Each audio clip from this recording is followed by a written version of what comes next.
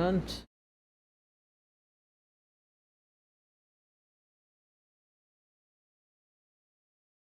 Coffee and now my stomach hurts. Oh, that is a big mood. This is the way.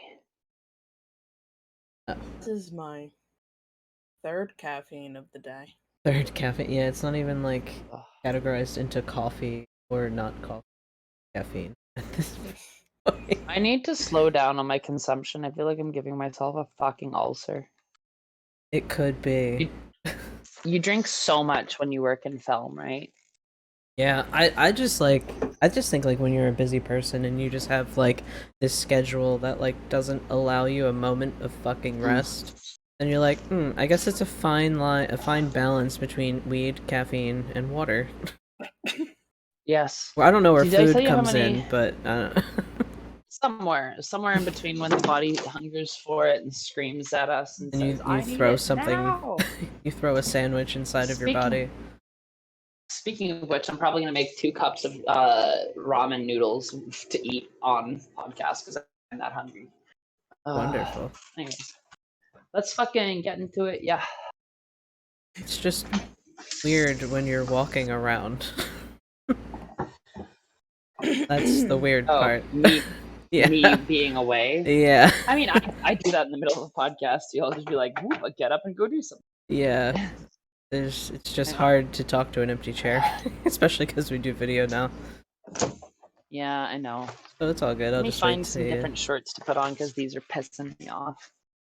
The pants are nice, but they didn't fully dry, so they're a little wet, and I'm not having wet pants. Okay. You're out of frame. Okay, good. Always. I used to stream professionally. I know when my ass is in and out of shot. I know when my ass is on camera. That's when the paywall goes up. If you want to see this ad, my OnlyFans. Do you have an Which is OnlyFans? betwixt OnlyFans. Oh God, no. Oh my God, we should start just betwixt OnlyFans. Because if I did an OnlyFans, they would have found it on film already. And Oh they yeah, would be like, probably. Look at this girl doing porn. I don't know if that bias still exists within Hollywood. What do you mean? Well, it's hard to get work anywhere if you've done pornography, right? Really? So, like, I guess it's hard to be taken seriously if you've done adult films. Because it's just boomer bias, right? Like millennials could give less of a fuck. Right, yeah. But you know how boomer bias be. Yeah, but they're dying out, which is good. Until it includes our parents, but yes. Well. Yeah. I mean, you're like, I mean, it depends on your relationship with your parents. It does depend on your relationship. I mean, honestly, my parents are more, quote, useful to me, unquote, dead than alive, because I get their money, so. The only thing they could really do to help me out at this point in my life is give me some money, and the only way I'm going to get money from them is when they die, so. Ergo. Not saying I want them. Starting off dark today, people. Been a lot. Huh? Are we live? Yeah, we're live. Oh yeah, we've been live. Okay, cool. Cool. So I was making sure your ass wasn't in the shot. Or making sure it's in the shot, you know. Or whatever we're going for today. Not on Twitch. Yeah, no, maybe not on Twitch. Bezos himself will come down. Since we've done this. It has been a long time since. Our vibes. I know, it's been a long time since we recorded. The summertime is such a crazy fucking time for everybody around. Like, for me, it's Pagan Pride, and then also my job. So, like, my job just seasonally, like, in the summer season, that's our busy time in the spring, summer, and it seems that film is, like, the same for you. Like, spring, summer is when it all... It is. And I may have just crotch-shotted the entire podcast, but it's okay because I was wearing shorts underneath the dress. Yeah, I think you were good. All you saw was pants. Yep. Yeah, well, I think you're good. I know to make sure. Yeah. As an avowed slut, you always need to know exactly how much your biddies are covered. But yeah, it's been fucking busy to say the least. The hours can like 80 plus a week. I'm not kidding. Like actually 80 plus hours in a 5-day week. That's a lot, yeah. And it pays a lot of overtime. Ooh, well, it better. Like you're working like inhuman fucking Yeah, shifts. I've never actually worked a job that properly paid me overtime before like this, and wow, every business who has like screwed me out of paying it and just say, "Oh, you can bank the hours and not work and get paid for that." Really tell them to go fuck themselves because the overtime is worth it. Yeah, I actually I think I'm also in a similar position. I think the job that I have now, I think this is the first time I've really ever gotten like proper overtime because the job that I had before, like if you worked over, well, actually the law office, if you worked a minute over your time, they were like, we're just not paying you because we only pay you for 40 hours, so fuck you. So I would work less sometimes, and I'd be like, well, fuck you, I'm gonna work my minimum of 35 hours a week and not be here for 5 hours, so fuck off. That's smart. Yeah, and then like the job I had before that, you could work overtime, but you would just get your regular, like they would pay you for the hour, but it would just be your rate. It wouldn't be like time and a half or anything like that. But yeah, I could actually say I think I'm in a similar. This job, this company I work for now, they actually pay you time and a half for overtime, which is like wild to me. Yeah, wage theft is huge. More people lose money to wage theft than they do to like any other kind of theft. Is the largest. Oh God, don't get me started on fucking wage theft. I worked for Walmart. Oh. I worked for GameStop. I worked for KFC. I worked for all of those companies that are like, you're staying here until blank, but you're going to clock out at blank. And it is the largest amount of theft in the trillions of dollars every single year. And it What is that also going to be not the prosecuted. What is that going to be the theme of this episode? Maybe. Wage theft. Welcome back to wage theft. Welcome back to Fuck Capitalism, everyone. Changing the name of the podcast to Fuck Capitalism. Somehow I feel like we'd get more views. Probably, but we'd attract a wild, wild crowd. That I don't think we would. Yeah, I don't think I'd want to get it. What is that? Oh, I thought for a second, for a fucking second, I thought you pulled out like a whole fucking wizard staff for a second. Like it, like out the corner, it just looked like this majestic. Look, I got something like that, but I'm not bringing that shit on camera because it's my lightning stick. It was just so funny. I was like, what are we doing? I call it my lightning stick because it's a crooked piece of what I think is apple wood or cherry wood. It's very strong and it supports its weight even though it looks like it shouldn't. And it's crooked like a piece of lightning, so I call it my lightning stick. Pretty cool. But yeah, fuck capitalism, fuck wage theft. My fuck colonialism. Fuck colonialism. One of my best work buddies, since we were on the work topic, I got reprimanded for not working hard enough. It was just hard not to laugh. Massive air quotes. It was just hard to not laugh in the guy's face because then a week later he bought my department lunch to thank us for how much work we've been doing. Jesus. People are fuckers, to say the least. And it's a Dan, and you know me, I don't have a good history with Dan, so it's just to be expected. And then also, I just like to take a moment of silence for my best work friend, Jamie, who is a fellow trans girl and witchcraft practitioner who was in our Discord. She got fired from my company this week for not sending enough emails. Whatever the fuck that means. Whatever the fuck that means. Seems sus. She was one of the hardest working people that I knew in that company. And it was just completely out of fucking nowhere. That sucks. So, but I know she's going to move on to so many bigger and brighter things. She has a degree in economics and she wants to run for office. So, got for my Jamie, vote. all the positive. Love you, girl. It's just such bullshit companies. Yeah, not to just like veer topic, but I hate how having my phone sideways makes me look like I'm staring off awkwardly into the abyss rather than looking at the screen. I'm like looking right at the screen, and I look like I'm just doing this dumb possum stare 1,000 miles off. No, it's fine. I mean, it happens too with like webcams because like when I'm looking at my other monitor over here, it just looks like I'm not paying attention to any of you at all, but I'm really just looking at another But monitor. and that's probably the one that has like the comments on it, so you're actually Yep, paying attention more to that the has the community. chats. Yeah, that has the chat on it.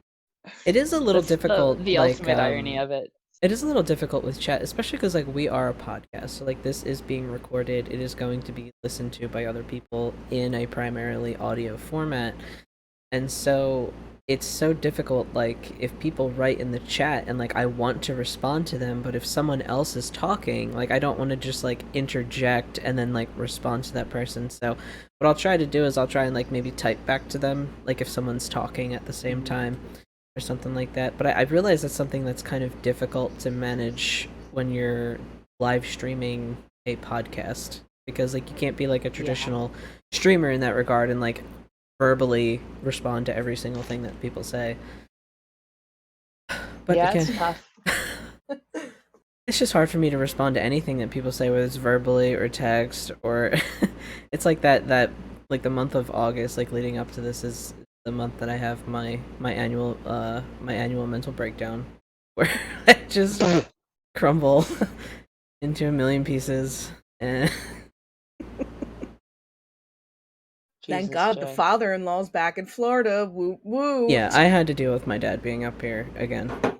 Ah, Fucking again, because my grandfather's in the hospital. He's probably gonna lose, or in a rehab facility. He might lose his foot. I don't know. There's all kinds of shit going oh on. Jesus. Yeah, it's just like, man, take care of yourself. Like, That don't. old diabetes alcoholic double combo. Yeah, it's not a good combo. But like, that's just the shit that I've been dealing with on top of just like work and life and shit like that. It's just been absolutely fucking wild. I had notes written down. My gosh. Notes. I also had notes written down of a random witchy thing that was occurring this past week. And that was twice. I had two massive crows appear in front of me. The first time was they were just eating a squirrel, like Like a dead just a squirrel. guess in the middle of the street. And I basically had to like honk at them to get them to move out of my way. And the It's second the time was circle of life. Sorry, right. go on. No, exactly, exactly. 100%. Wait, shit, I shouldn't do that. We could get sued. No, It that was wasn't more short than enough. We're 5 fine. seconds. I think we're good. Mhm. And the second time I was driving to work and I was just driving up my street and I swear the same two large crows flew like crisscross in front of as I hit my mic flew crisscross in front of my car and I was like, all right, now I'm intrigued. Obviously my mind automatically goes to Hugo Mugen because that's just Because of the what I'm most symbolism there. familiar with. That's But what it obviously is. the Morgan could also be at play. Who fucking knows? Goes along with seeing like a full visage of Serenokos this morning. I was like, hello. And I was like, I haven't even smoked yet. Come on now. Okay, well, if we're talking about animal symbolism, I kind of want to go off on some stuff here Yeah, too. go for it. Like I have a Yes. friend who I'd love to bring on the podcast. He's the person I recommended for the psionics episode. He works with a raven spirit that he just calls Raven, right?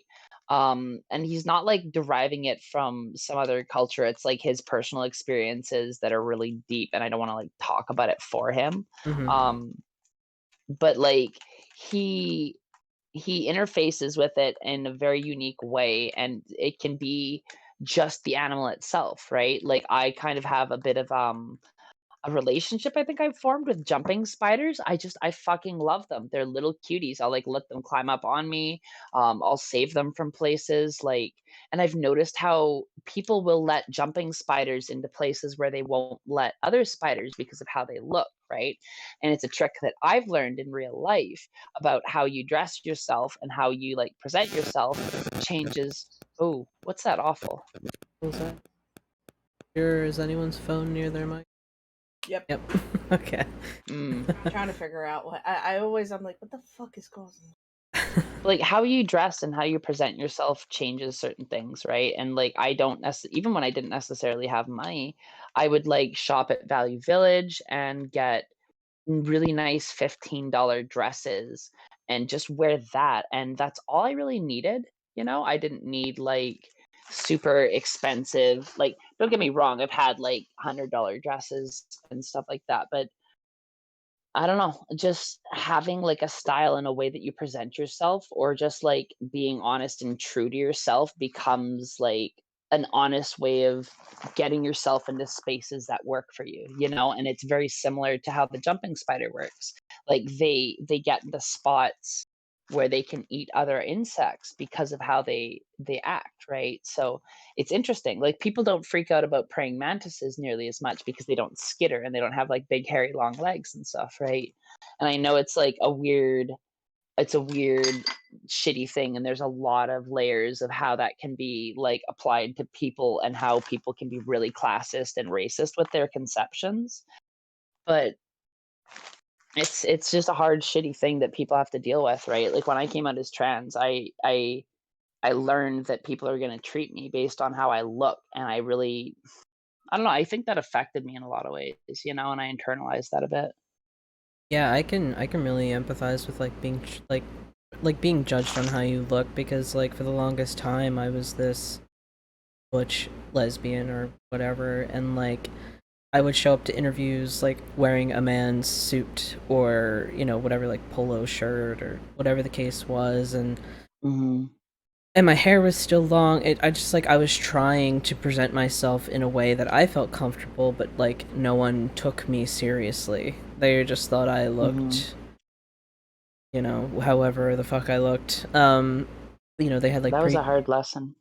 preconceived notions about me, and then the time that I did actually wear like a woman's pantsuit, tried to do like have my hair nice and long and have it down, and that also didn't work either because it was very obvious that I wasn't comfortable, presenting myself in that Mhm, way. And so it's actually, I realized like a lot of my self-image issues come from my parents, actually. It's something my sister is yeah. kind of working on right now too, because like my parents would tell us like, you look ugly, you look gross, brush your hair because you're And that's the disgusting. most awful thing. Mm-hmm. And that's the thing I wanted to segue into is like I also think that mindset is extremely backwards where people do treat you based on how you look.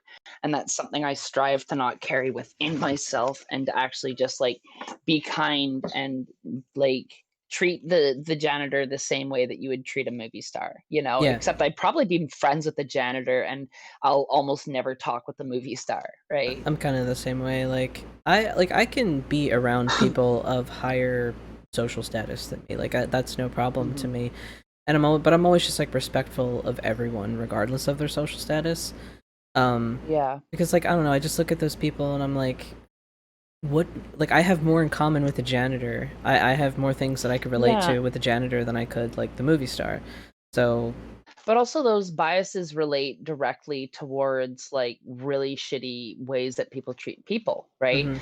Like, I've seen just the way that people will talk about animals sometimes. Like, I heard a lady in a rich neighborhood once say that turtle doves weren't dirty birds, like or dirty like those pigeons downtown, and I was like, "Oh, Right. wow, you don't realize how, like, there's a lot of classist overtones with that, You're, right? you're And, saying like, a lot of racist things shit." here. Like you said one thing, but you're Mhm. saying like six other things in what you're saying. Exactly, Yeah. right?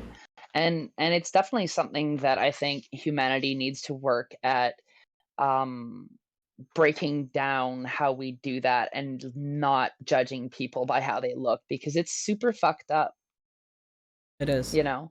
And especially Like like in the witchcraft community where like aesthetic can be very useful in terms of like ritual and like creating that headspace. And if you're going to a witchy event, like you want to put on your extra jewelry or wear extra layers of black or whatever it is that you want to do, you're trying to advertise and show that I'm part of this group. But like also, I wear a shorts and a t-shirt most of my life, and I am just as much of an occultist as someone who, I don't know, wears a fucking robe all the time.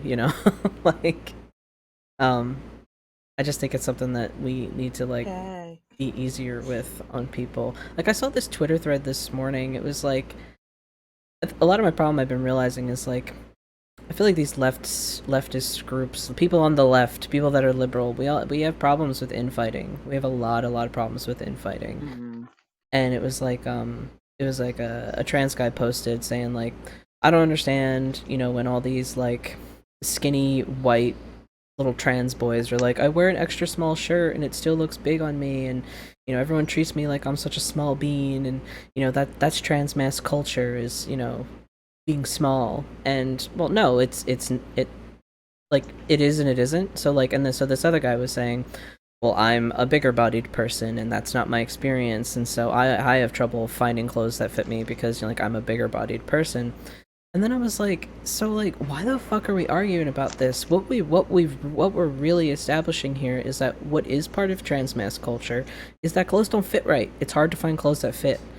And I think that's just part of trans culture overall. It's hard to find clothes that fucking fit. So like you have a certain aesthetic that that you're striving for, but then you have to find the clothes that fit your body type. Top of that, Yep. and that's really Can I hard to give you do. an example of Yeah. what's tough about that for trans femmes? Mm-hmm. So this jacket is a 1X, right? Because of how fucking big my shoulders are, I will destroy stuff that's a smaller size. I bought pants that are 1X, and they just are absolutely huge and they don't fit me because the sizing is completely different between the upper and the lower body because they just have wildly varying proportions based on the clothes brand, right?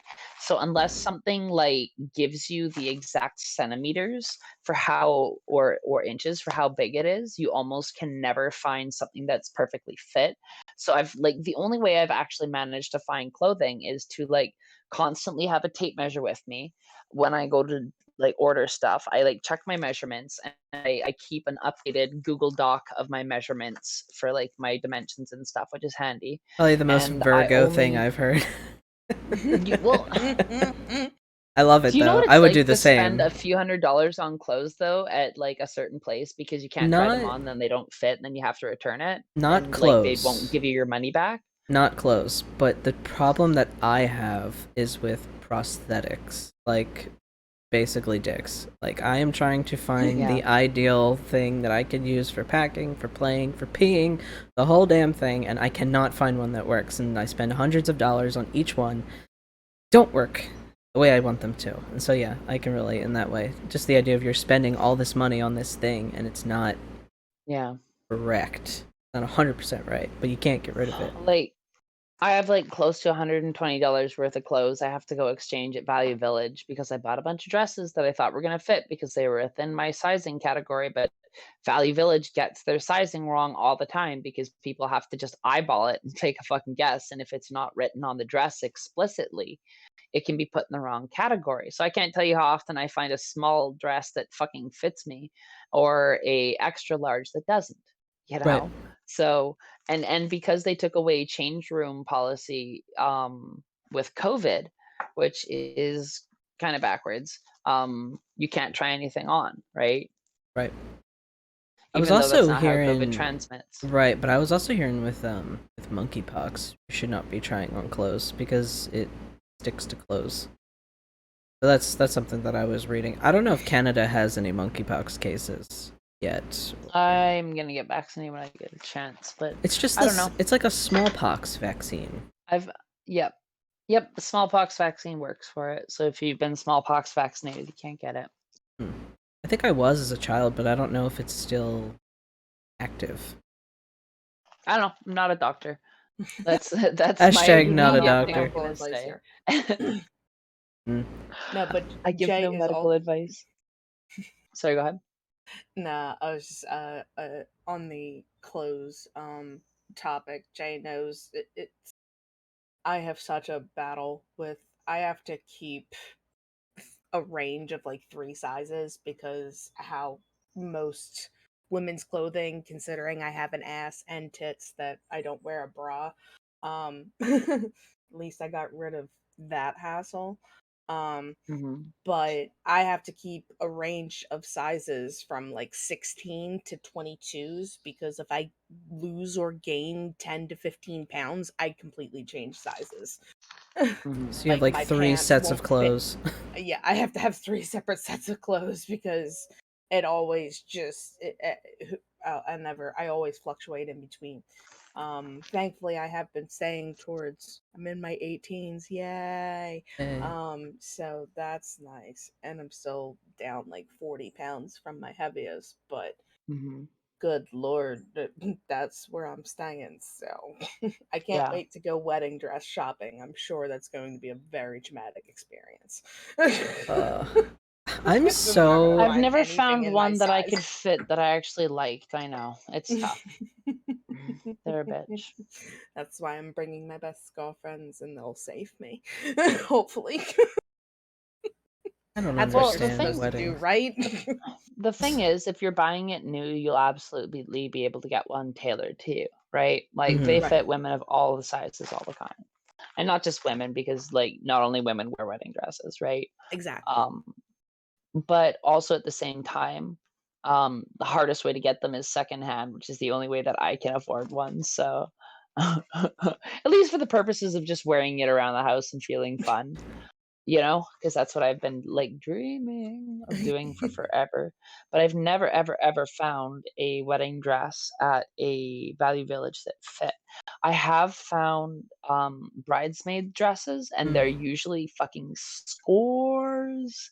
Like I have one that I wear at work, and it's fucking amazing. It's like I can't even tell you the type of material. It's not silk or satin. It's like another thing that like somebody at work told me, and I can't remember it for the life of me.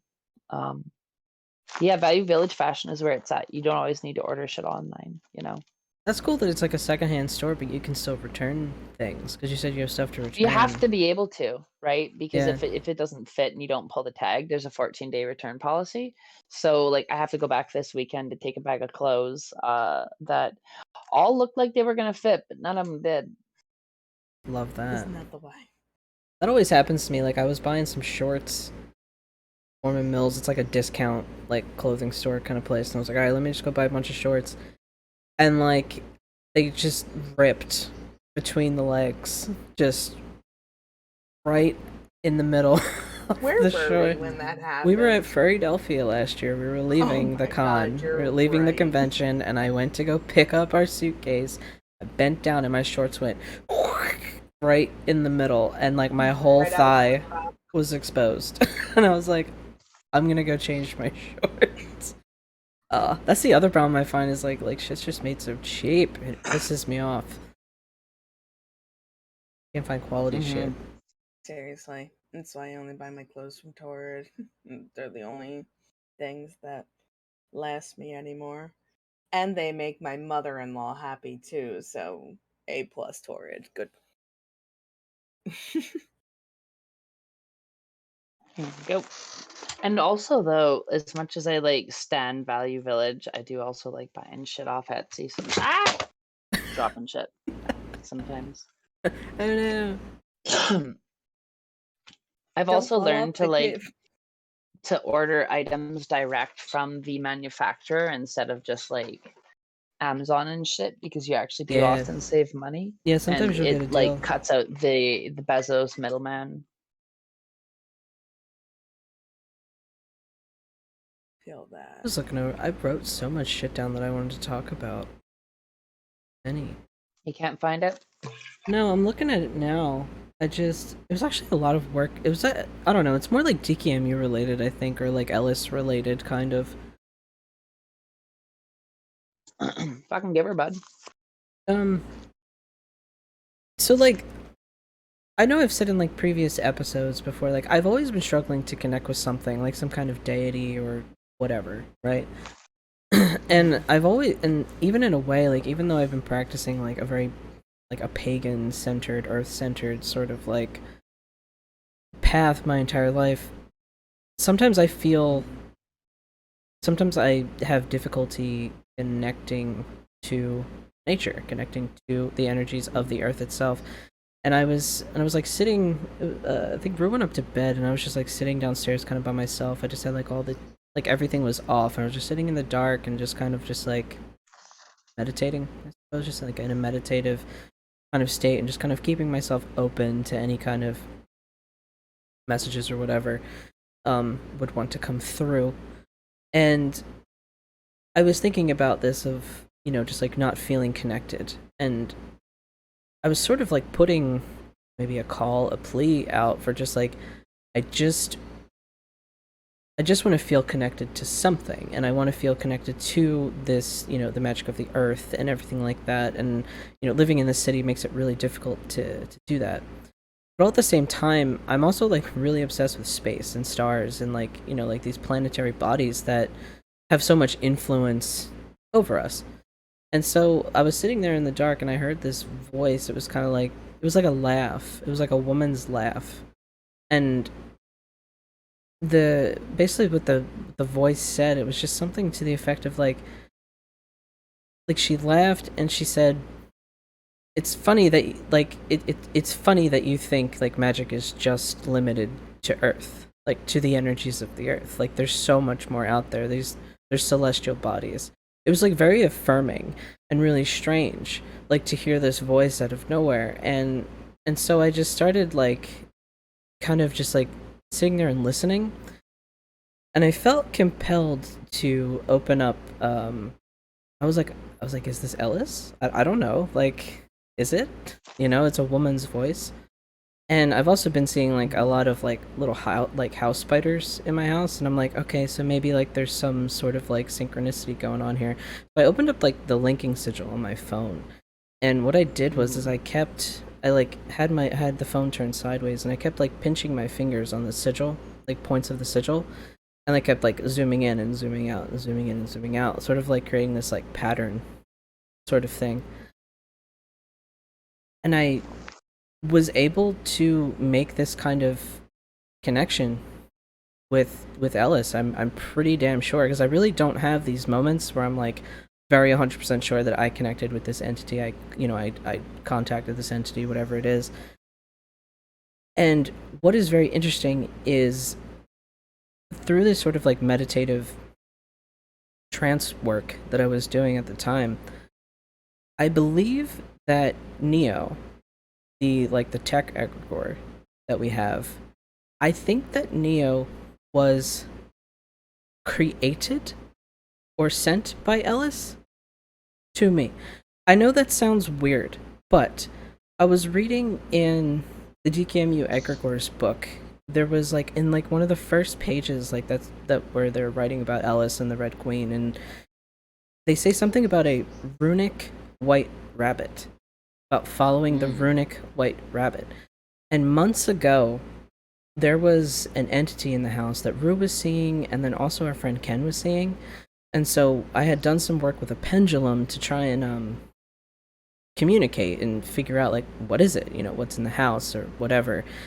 And the entity that I ended up communicating with was Neo. And one of the questions I asked, I said, "Are you a?" I was basically just using some basic questions, and I asked, like, "Are you a god?"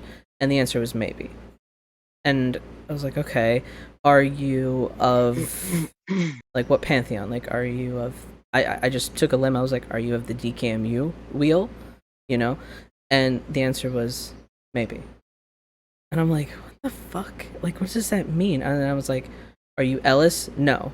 That was like months ago. "Are you Ellis?" No.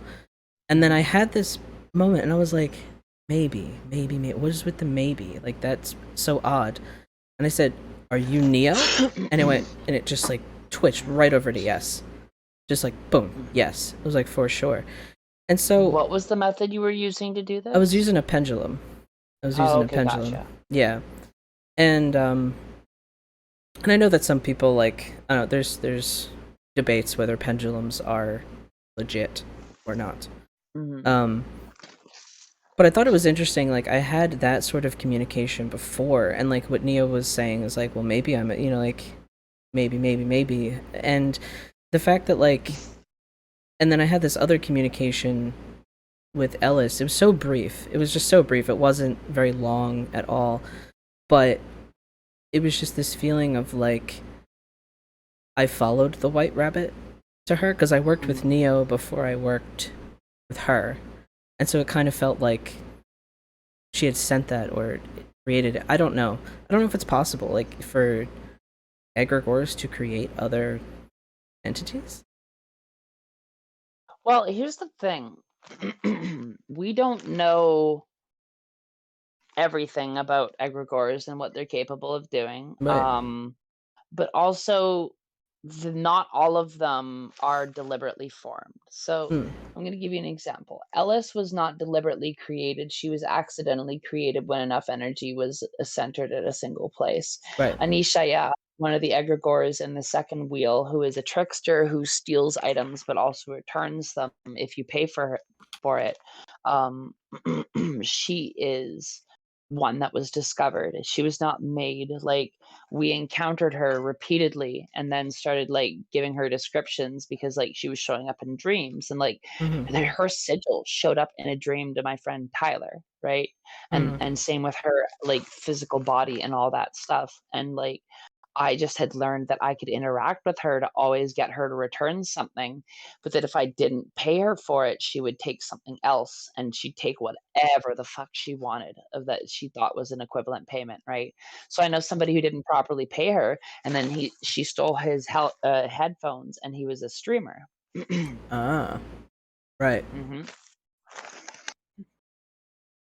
So she'll take your pound of flesh if you don't pay properly, right? But Interesting. yeah, but we didn't create her, right?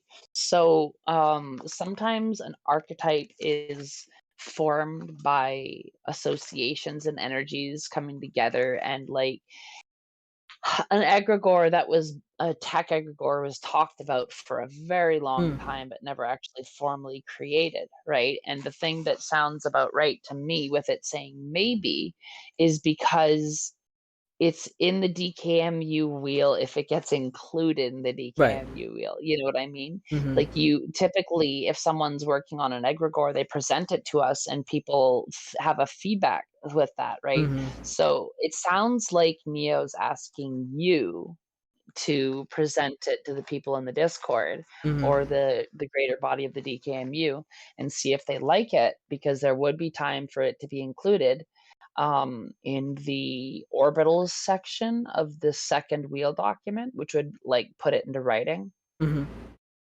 alongside like Gymlad and other ones. And Gymlad's pretty big. Yeah, I've been looking at that one. I haven't really read too much into the second wheel just yet. I just been reading and working with like the first ones. And also that It's ring not I found. formally out yet, but it's informally out. Mhm. Ah, Yeah, I've just what noticed ring a you lot found? the ring Oh that I right, the picked up. linking sigil. No, the ring, it was a ring of it had like Oh, a ship. salty. Yeah. Yeah, the Zalti ring. And I also thought that was kind of interesting that I like felt called to that too. Like I've always loved the concept of like pirates and it's like that whole hmm like romanticized thing about pirates and stuff. And so when I was reading about him, I was like, wow, he's a really cool entity. Like he's really like like it would be really interesting to work with. And then we were at this flea market and I saw this ring and I almost didn't get it because I do this stupid thing where I'm like, oh, that's stupid. Like I shouldn't buy this trinket. Like why would I do that? It's just a dumb thing. And I'm like, hmm no, buy the fucking like I heard this voice in my head. It was like, buy the fucking thing. Like do it. And I was like, okay. So I was like, oh, how much the ring? It was only $5, and I was like, oh. Like I don't know. I just expected things to be so expensive and like out of my reach and out of my like control. Um, yeah, and like ever since I got that You're getting ring, sent a little line there, like, "Come on, take it, man." yeah, exactly. Like, and I keep getting these like little moments where it's just like, do it, do the fucking thing already, and I'm like, Mm. Oh, Yeah, Sophia, well, also the other day, we gained another listener. It was a cute encounter that happened yet again inside of Barnes and Nobles. yeah, Um, we nice. were over in Jersey, actually, and oh, that was right after we went to the sex shop, right? yes, Adult shop. yeah, Yes, and got a birthday present for our dear son slash cousin slash whatever. It was his Mhm. 21st birthday, so we got him a drinking game. But yeah, we went to the bookstore. We went to Barnes and Nobles because it was like one of the old Barnes and Nobles. I was like, the well, we old have to style go one, in there. Like, so retro. it's like retro. And so we went in there, and we're searching for the occult section as usual. And as we find it, and literally maybe not even a minute, 2 minutes after we had found it, another girl walked up, and she started browsing the same exact section as we were. And that led to a conversation, and we find out that she is a full-time tarot reader. Nice. And we were like, we have a podcast. She's like, oh my god. And then we told her about Pagan Pride, but we actually had already filled up on vendors for Pagan Pride. But we got her business card, and she followed us on Spotify, and it was just, and she had this Cool. book. It was one of the editions. I can't remember the title. It's like a series of books that's out. It's like, think of the name. I know. It's like a witch. It literally has witchcraft in. It's like the witchcraft guide to. Yeah, it's like a series. The Wheel of the Year. We bought the Wheel of the Year one. That's somewhere. In a bag. It's in a bag somewhere. But yeah, it was just really nice just meeting another fellow occultist out in the wild as always. Funny little thing that happened, I think, last weekend. I just realized that the best way to market the podcast is just for me to quit my job and full-time hang out at Barnes & Noble.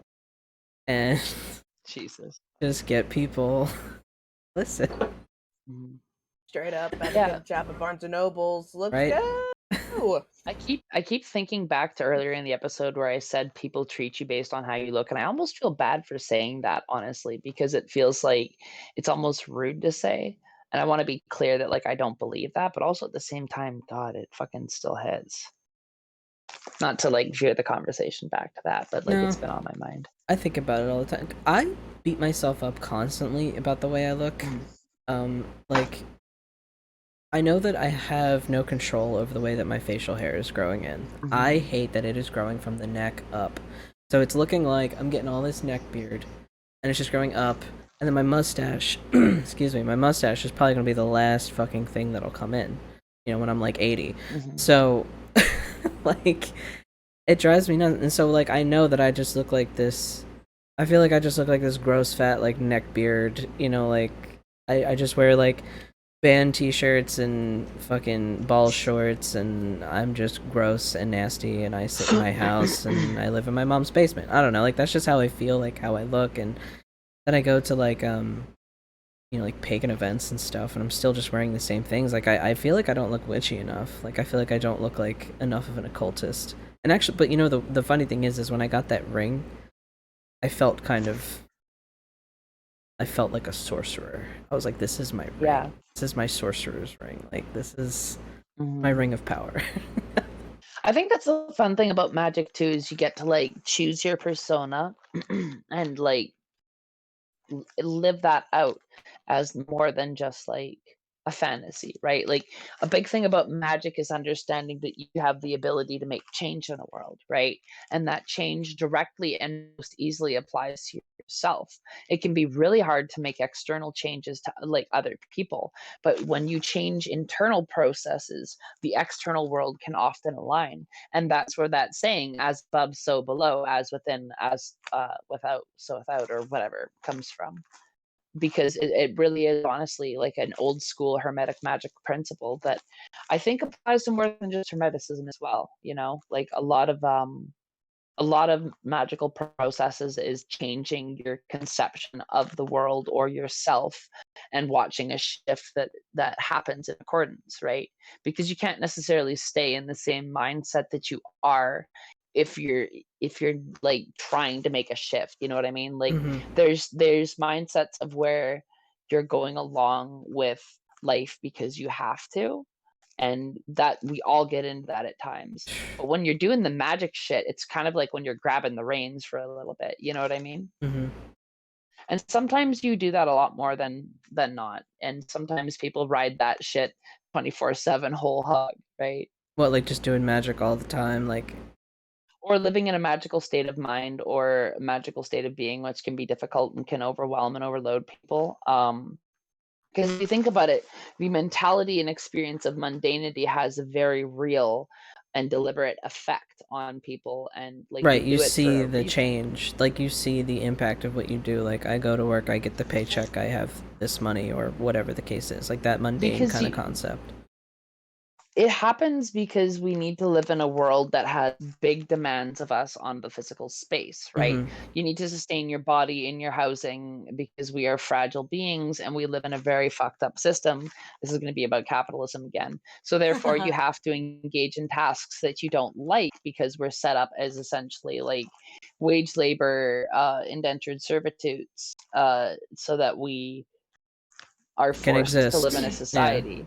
Yeah, forced to live in a society. I don't need to elaborate beyond that. I think about that, and 'Cause like I just want to be free of that, but I don't think like we can't ever be free of that. Like even if I had my not own, necessarily, no. you know, you know. Like, we can be free of capitalism, and that's a big misconception because capitalism has only been existed for, like, a few hundred years in the planet, right?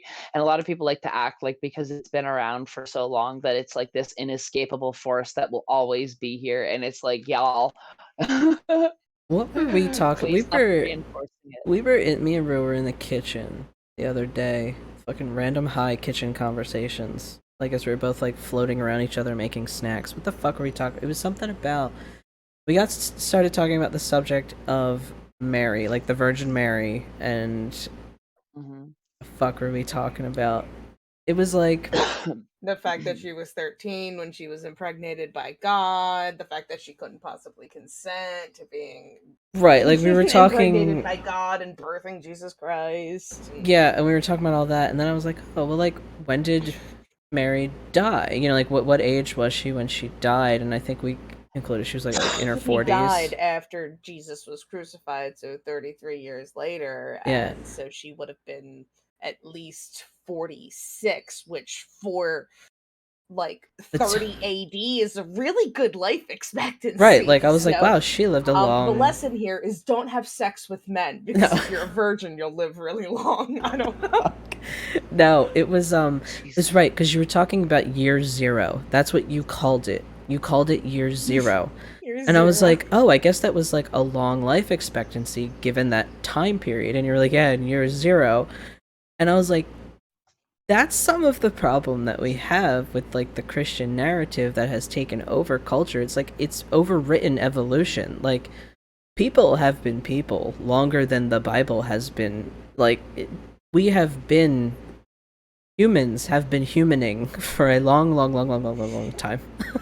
like Like upwards of like 50,000 years right, like now. just so fucking long. You know, like Not just 2,000. I just think that's just some of the misconceptions. People just think like, oh, just all of a sudden, year zero, boom, humans, God, Mary, Jesus, boom, that was Yeah, it. God. That's where it all started. Thanks. Like, boom, and I was like, no, it's not where it started. Any of this works. Zero AD is when they started counting because it was before Christ. They used to start calling that it was BC, I remember, before Mhm. Christ. Yeah, yeah. It was I think BC and it's AD, BC before Christ, Why and is no it even AD. year 2022? Like, where the fuck did we start counting like that from? Like, that's so fucking stupid. right, and then you think about concepts of that, and then I also think about this too, like how sometimes there is a, and I fall into this problem too, like you romanticize the past, you know, ancient cultures of the past, and like how they lived and communed, and you know they were more in touch with nature. Yeah, sure, like they lived more sustainably, I guess, with that environment, but like humans overall, we have made so many species extinct before industrialization, before capitalism. Like, you know, like we kind of been shitty for a long time, and I think it's like kind of like a misconception to like think that just because they were some ancient culture that lived quote in harmony with nature, because I don't, we just don't have all the answers. And I just think it's so silly for us to romanticize that sort of like ancient culture past so much as we do. It's just such a dangerous trap to get into, like to think that they lived I have better a funny than quote on us. that. Mm. I have a funny quote on that, but first off, let me comment on how shredded I look right I now. know, it's like, Jesus. my god, that flex. Sophia's our What was I security detail. She's the bouncer at any Witches I Betwixt am. event. The quote is, "The breadth of difference between pony play and horse play should indicate why taking any ancient culture's texts as though we understand them accurately is incredibly dangerous." Where does that? How does Pony that play and even? horseplay are not the same thing if you think about it, right? Oh, I guess no, no. No horseplay in here is people Right, it's fucking like, around, yeah, right? like people, And pony yeah, play is when like somebody is like it's like all a kink dressed thing up, right? and Hmm, has like the pony boots on and is yeah, seriously. that's So if fair. you think about it, trying to translate an ancient civilization or a different civilization's text without the context of like Of the how time. their society works of the time, without you're just not gonna get it right. Right, and it's like so much of what we know is just reconstructed. Like a lot of everything that we're doing now is reconstructed, and I think of like the stagnation of like I don't know, like maybe Christianity for example, because like they just have this one book, this one text that like they're trying to still keep it relevant over the course of time. You know, like as time goes and society changes. But, like witchcraft really needs to evolve with that, and the occult like and it does evolve with that, and sometimes I just get so annoyed like on Twitter or whatever. You just hear people like, well, you know, how the ancient Celts used to live, and I'm like, no one gives a fuck how the ancient Celts used to live. Okay, they lived like ancient Celts. We're not Well, ancient Celts, you know, like, I do think you there's know. something to be said about how like people lived in harmony with nature and like cultivated their natural environment rather than fucking devastating it. But Yeah, and I that's a do whole nother think, episode, and we're running low on time. yeah, I just think like the best way is just to like find a sustainable solution. Like we can still have like there's nothing wrong with wanting air conditioning in the summer. I truly believe that there's nothing wrong with wanting to have a cool house in the summer. There's nothing wrong with wanting to have a car to drive. You know, like there's nothing wrong with that, but it's just like we have to find sustainable ways to achieve those things, to have those modern I have so comforts. many. You know what's the problem? If they let poor people like me who could invent inventions to fix this shit actually do it, but we're stuck being poor. I'm not quite poor anymore since I work in film and I'm managing to finally save up money and get myself out of my dire straits situation. But I still have like surgeries to pay for and a car to get and like bills to pay off and debts and shit. So like I am not out of the hole yet. I'm just climbing. Um Feel that. but if they let people like me actually get, you know, an engineering degree and make any of the number of inventions I fucking have so many things that can mitigate climate change and generate energy in a green way that is just as soon as I explain it, people are like, wow, that makes so much sense. There's no way you couldn't do that. You know? Like what was it, the Like guy who created a water-based engine or something? He like disappeared. okay, that's just you'll get shot by the CIA for Yeah. that. I mean, yeah, it's just a hilarious fucking meme I posted to Facebook a long time ago, and Jay laughed at it. And it's like a guy saying, "I'm gonna invent a water-based engine." Like there's a laser that goes onto his forehead, and this other guy's like, "Don't! I'm a CIA agent. I know this guy's bluffing. He's a moron. Let him live." Let him live. Oh my god, it's so fucking funny. Ah, That's the thing is but like like it's almost become like a joke. Like I know people like it's really really hard right now to not get bogged down by all of the circumstances in which we live, right? Like cuz I saw this thing on Twitter. It was like due fucking to the fire, due dude. to the circumstances. It was like some shop had something posted. Due to the circumstances, we cannot do XYZ whatever the hell that is. Oh my god. Um But it's really easy to get wrapped up in that. But like if you think about it, man, it's all a big fucking joke. Like we're all being Mhm. played. We're all being played. Like, Oh yeah. and like they And meanwhile, want these fuckers us. make off with millions and millions and billions of dollars more than we'll ever need or use, and they just keep fucking us because they can, and just Yeah. destroying everything because they can. Like I was thinking like we had a big lottery here.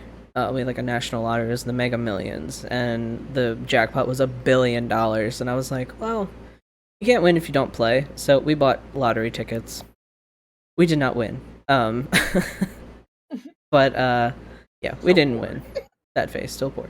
But I was, you know, you have that conversation hypothetically. If I won $1 billion, right? Like, what the?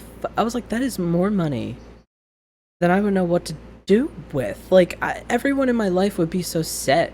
You know what I mean? Like, I could fix If my I had situation. $1 billion, I'd open up a corporation named Omnicorp, and I would build all the inventions I have that would mitigate climate change, and y'all would be fucking thankful.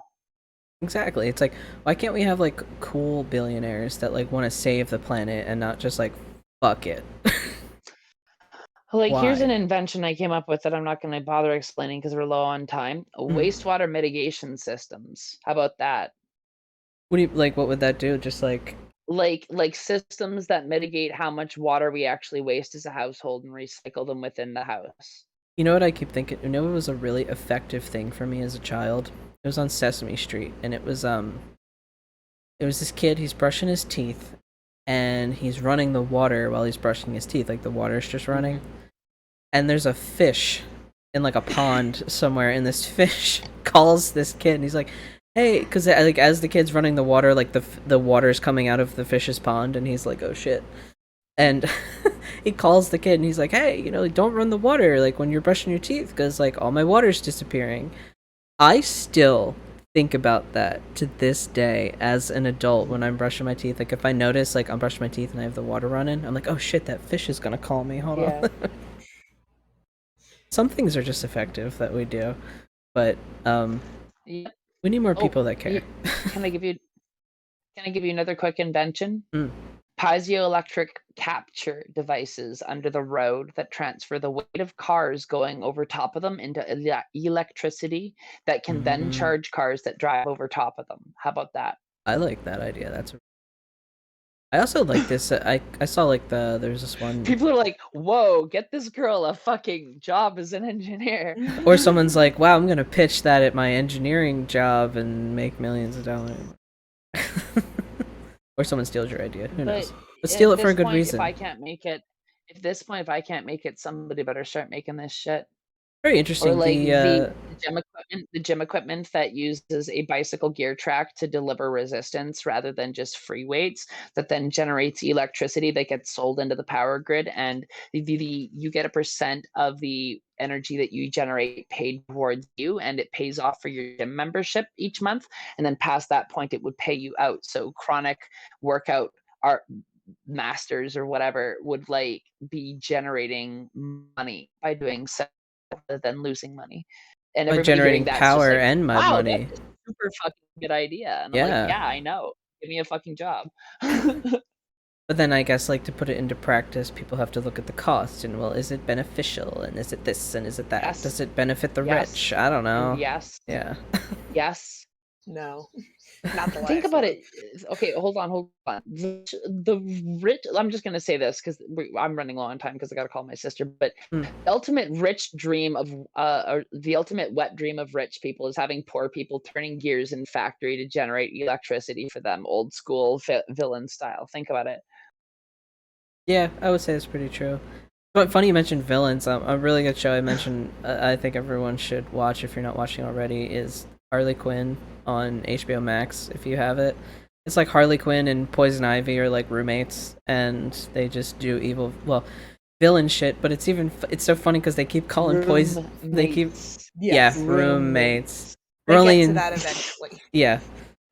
Currently we are in the roommate phase of their evolving relationship. And Ivy's dating Kite Man right now. I don't know. Anyway, but they keep calling like Harley should be like, "Oh my god, come on, Ivy, like let's go do evil shit. Like let's go do evil shit." And Ivy every single time is like, "I am an eco-terrorist, okay? I'm here to save the planet. What I do is not evil." Okay? I just want to like really drive that in here. And like Harley's just like, "Come on, let's just..." Final Fantasy VII had the right idea. Just saying. I loved the whole plot of that game. I don't know how similar like, well, you played both. You played the original and the remake. I only played the remake. And was it like pretty They're close? great. Was it close to the original No, plot? they're very different. They're very different. They're very different, and that's the point of it. I don't want to cut us short because I know it's a weekend, but I do need to call my sister because I made plans with her. That's fine. We We can are do at an longer hour, though. streams on other, yeah, and we can do longer streams on other weekend days where we have more time, you know. It honestly works But I have out to, in my like- favor too, because I have to prep for a ritual that we're about to have at 6 o'clock here. Yeah. So gotta get that house ready. And then I have to go, flawless in Trials of Osiris. I'm not even ready for Trials of Osiris yet. I gotta get beefed up to get there. Are you back into Destiny, man? I've been fucking around with it a little bit and just Oh, playing thank through some God. old content and just kind of get Send my me light your level up. I don't think I have you on Bungie Friends because you play cross-platform. So send me your ID and I'll add you so we can actually play sometime. I will. I'll bust your ass up to speed for that Trials in no time. Perfect. All right, then it was really great coming back into recording. I see we have 5 viewers. Sorry if you've just joined toward the Wow. end here, but we usually will It's only been consistent. yeah, Actually, it's a pretty good. it's a podcast, so like it's only 60 to 90 minutes really that we're going to stay on for. But we do want to do some like longer streams and stuff in the future. So definitely something to stick around for. But for now, we're gonna sign off. Thank God for weekends. Thank God for we're doing it on Sundays now. I like this so much better because I'm so beat after work. It's not even funny. Yeah. Yeah. But yeah, so we will see everyone next Sunday. Bye. Bye everyone. Okay.